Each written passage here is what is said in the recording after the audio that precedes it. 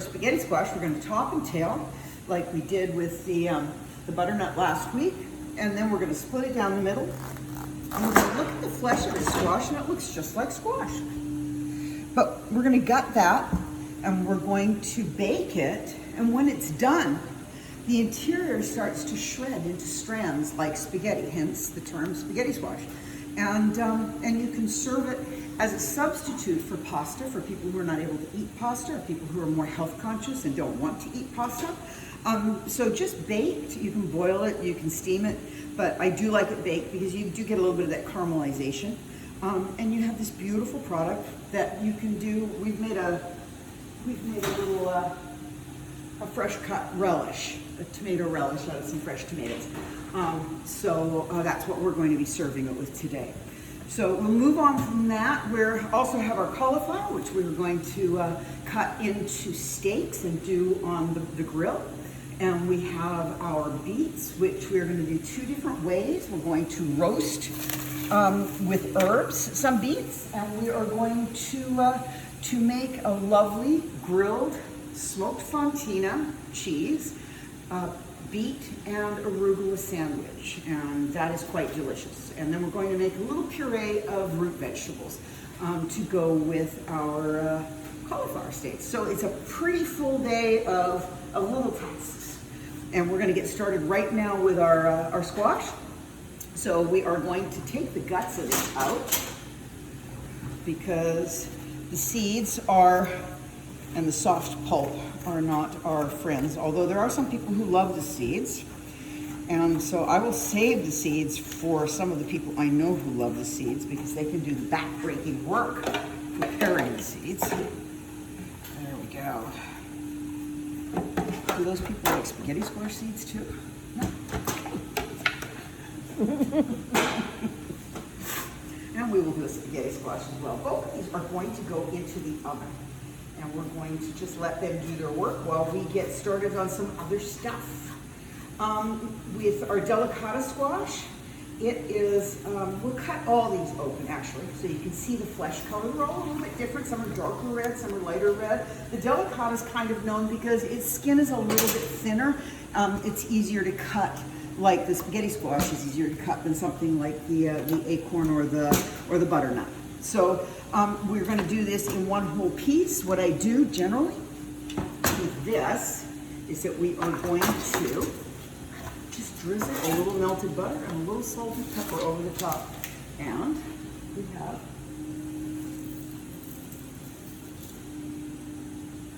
it set up for success.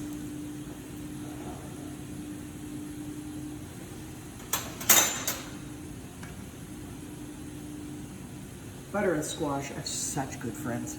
You can't go wrong with butter and squash. Even preparing for sweet things, because a lot of these squash, the curry, the Hubbard, the acorn, the delicata, they can all be used in sweet potato pie or pumpkin pie. They take on the seasonings and the sweetness of the autumn vegetables so beautifully. So we're going to hold that to one side and put both of these guys in at the same time.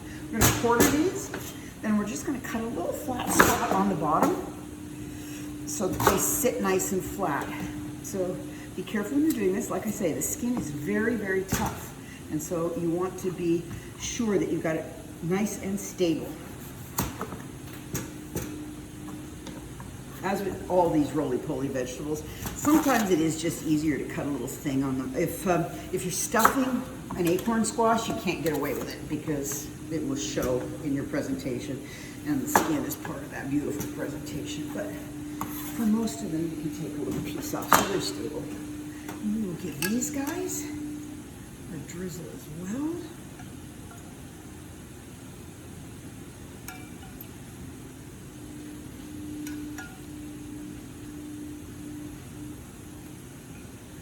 We go through so much butter in commercial kitchens. Butter is fabulous. And we're going to season up just a little bit of brown sugar with a spice blend I made in my trusty little $8 spice grinder. And I'm going to glove. And then we're going to mix that up and just sprinkle it on and pop it in the oven. And then we'll pop both of these guys in the oven at the same time.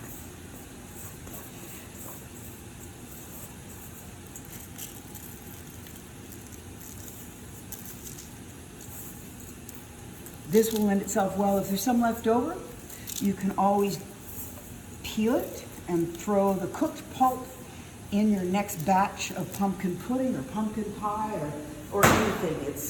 It will be a lovely accompaniment. There.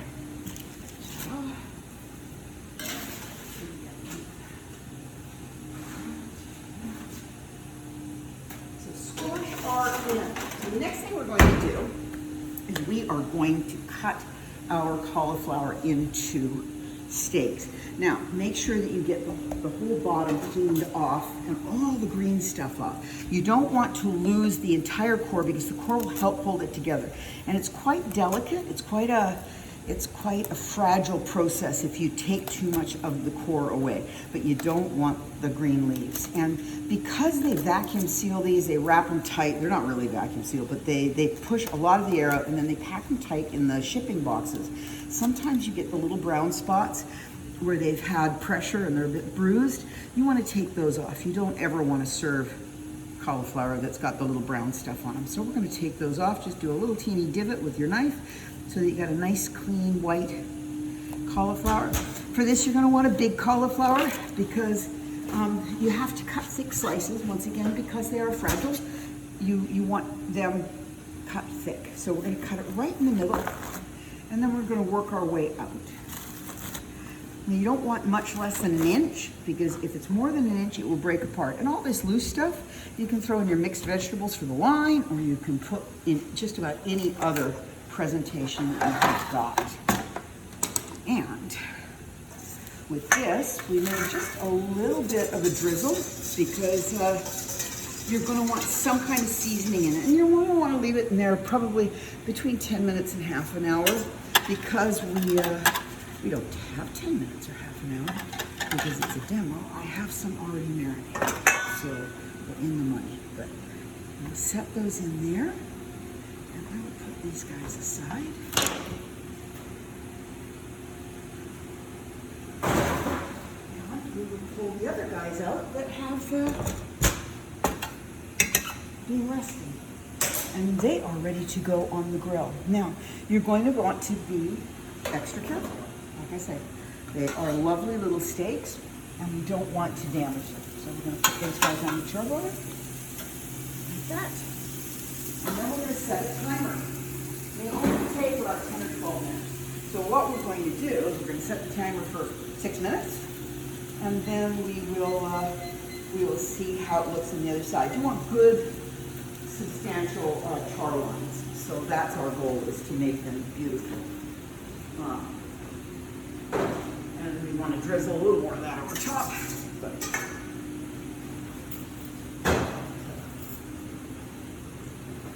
okay. So we are then going to do a little work on our pureed vegetables. And the pureed vegetables are quite wonderful. You can use them as a vegetable. You can use them as a sauce. Today we're going to use them as a swoosh on the plate underneath our steaks when they're done. But we have already cut our carrots, and I've got some rutabaga in there. We're going to cut some delicata squash to go in there. And we'll have to gut it just as we did before.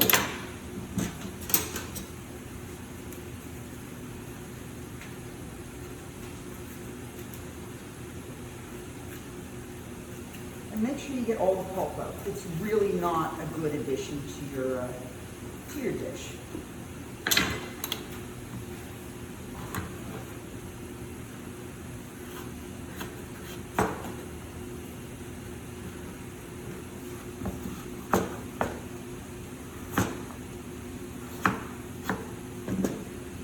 Little bits you can do with the paring knife, as we talked about last week with the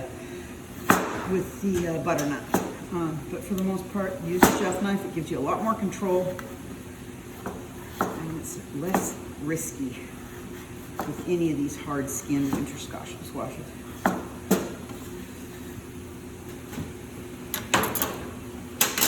So we are going to dice this up. Everything wants to be diced in like size pieces. We don't want anything that's too big or too small. Got a little owie there in the middle.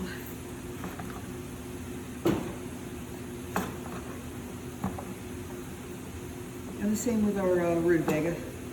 You're going to want to cut it into similar sized pieces, and then it just goes into boiling salted water. I've got a little bit of white pepper in my salt for this as well, because it's going to be a puree. You don't want anything more than that in it though, because you don't want flecks or grains. Then you'd have to put it through tamis, but